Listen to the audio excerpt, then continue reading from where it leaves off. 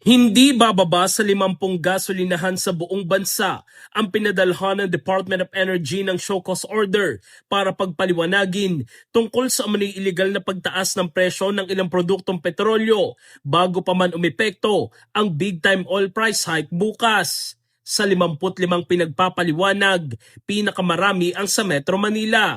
Kanina, mismong si Energy Undersecretary Felix William Puentevella ang nagsilbi ng ilang show cause order. Sa inspeksyon noong Sabado, mula 51 pesos at 98 centavos ay sumipa sa 79 pesos kada litro ang presyo ng diesel sa isang gasolinahan sa Pasig City.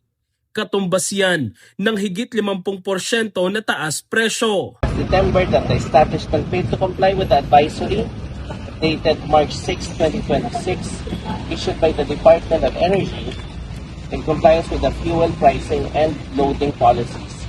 Sunod na sinilbihan ng show cause order ang gasolinahan sa Commonwealth Avenue sa Quezon City.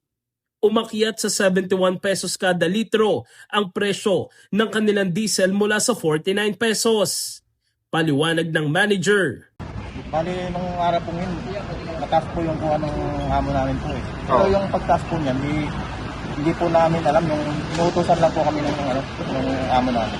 Nasampulan din ang gasolinahang ito sa North Fairview matapos sumipa sa 72 pesos kada litro ang presyo ng kanilang diesel.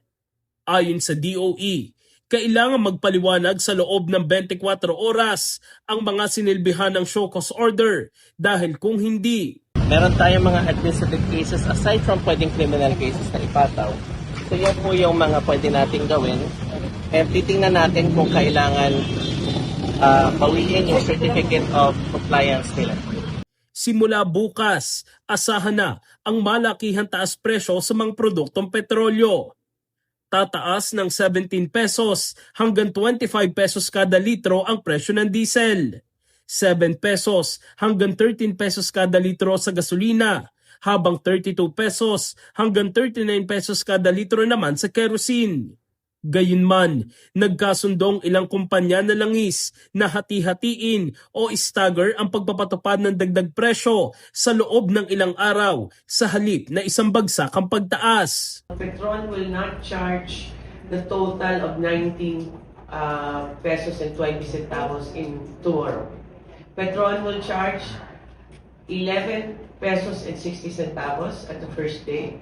Then on Tuesday, and then on Wednesday, 3 pesos and 80 centavos. And then the following day, which is Thursday, would be 3 pesos and 80 centavos. Wala naman daw dapat ipangamba ang publiko dahil may sapat na supply ng petrolyo sa Pilipinas hanggang dulo ng April 2026. Kaya di dapat magpanik at mag-hoard ng fuel dahil madidistort ang supply and demand situation.